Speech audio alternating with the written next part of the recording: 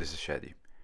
It feels like anytime I open my phone, I'm bound to witness something violent or something that just gets my anxiety through the roof. Now, I don't know if this is my algorithm, but it feels like it's happening quite a lot these days. I'm not saying it's exceptional today.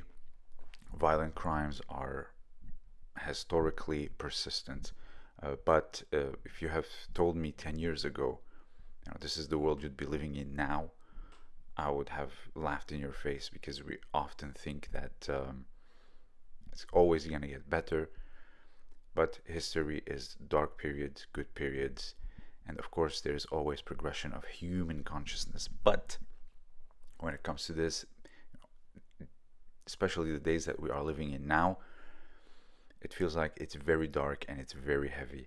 And just like you, I live in the real world. I'm not just something that pops up on your screen that talks about judo.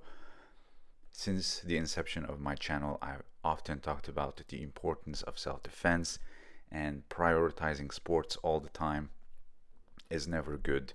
And at least my algorithm is showing me that I've been very correct. And I'm sure you've seen it all over the news, the very tragic and gruesome death of the Ukrainian woman just recently, just coming from work, and this is how she dies basically. So I've been seeing it over and over, and I've recently had a talk with George Rego. We talked about self-defense, we've talked about how it is done, and he talked about just like your sports, you train your drill, your self-defense techniques similarly. Now, that's one layer of it, because just technique and having fun with your friends on the mat, it's all very good, it's all very healthy, but that's not everything, because awareness is a big part of it. If you look at Hicks and Gracie's self-defense unit, he talks about keeping distance, keeping your arms, trying to talk first. Again, it depends on the pace of the guy. You see the first clip, the guy was clearly up to no good, hiding his arm, and always quiet.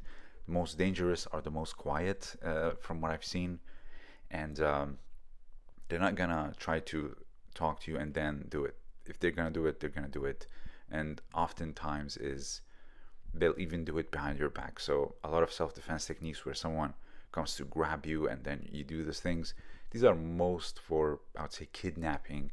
But if someone wants to end your life, they have all the upper hand from behind, and they're just gonna do it, and you're probably not gonna feel it. So awareness and minding your surrounding is very important. So I'm not saying the victims are at fault, of course not. A lot of us just don't know.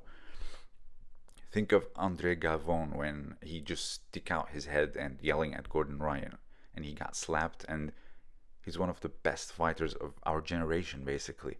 See, awareness is, even trained people don't even know it, because in the ring, you're gonna fight the guy. The guy is not gonna try to kill you. He has patterns, he has strategy, just like you. So it is very different from all the stuff that we see, all the violent crimes that happen. So, of course, minding your surrounding and prevention are key. And I'll give you a few examples. If it's, I'm hanging out with my friends, maybe in someone's apartment, we're having a talk, maybe a few beers or glass of wine, and then the liquor store that's 24/7 open, now it's 3 o'clock, we ran out of alcohol. You don't need to go down and get that extra bottle. You probably had enough, and it's 3 a.m. Just stay home at this point. I don't go clubbing or dancing or frequent those narrow streets on the weekends where the little bars are or the little pubs are.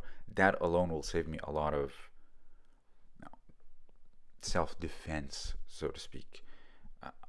Again, a lot of it is in the prevention, just like eating healthy in your entire life and training for your entire life. Then you become 80, you see yourself still tying your shoes, going for long walks, even going to judo, and you're still standing up, mentally healthy because of all the studying you've done about fitness, your martial arts, even your regular life. Maybe you are someone of faith, you constantly read the Bible, you constantly research these things, you learn the old languages that the Bible was written in.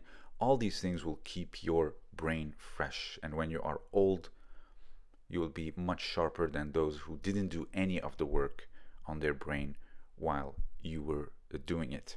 And of course, bad habits like alcohol and drugs and weed. I know people think it's harmless. It isn't.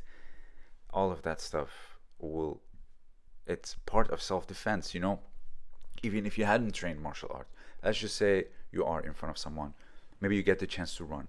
If you are unhealthy, if you are overweight, if you didn't take care of yourself, and you look very unhealthy, but first of all, you look like a better target for them, and two, you're not gonna make it out if you try to run. So think of all these things. I've talked about these things with Pedro Valente, of course, recently George Rego, and it's very important to mind yourself. A lot of your habits, think of training like prayer. It's a duty. It's towards someone else, not just for you, but everyone around you.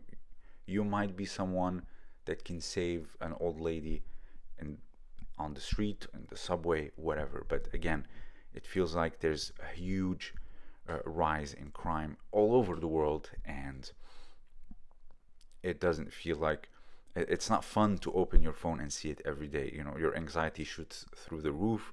Anytime maybe you're gonna go out, gonna take the transport, it's gonna pop in your head, one of those scenes. So a lot of it isn't really fun, but be mindful, stay healthy. Don't be down on your phone while walking in crowds after you leave the subway or in the subway or whatever. Look around. Maybe make sure your back is covered, maybe the subway door or whatever it may be. There's a lot of things. Think about it. And if you do get confronted, make sure your hands are up, keeping space, telling someone don't come any closer. And if they keep coming, then you know that they're a threat. Again, a lot of them are very quiet. If you see the women empowered, I believe, by the Gracie, one of the first things they do is they yell, put their arm up, especially in isolated places. Don't come any close. If they keep coming, then you know. You see it also with Hickson. He puts his arm and puts the weight distribution on the feet is more on the not on the heel, but on the sole of the foot, because if you get pushed, then you don't collapse. There's a bunch of stuff, and none of us train any of them, and this is just prevention. Then when things go down, maybe there's no weapon, you're probably going to handle yourself pretty well if you are brown belt, black belt, whatever it may be. So, but it all comes down to prevention, not frequenting places that are dangerous, the hours, if you are alone or with a group, all these things. If you are a healthy looking man, tall, you're probably not a target compared to someone that's overweight, not very big, can't run, whatever it may be. So again, all these things, even going to the gym, when you see a big guy, whether they can fight or not, they're probably less of a target than just your average skinny guy. So eat healthy, stay alert, study, be a good person, mind your surroundings. All these are very important, and I'll catch you in the next one. Thank you for listening.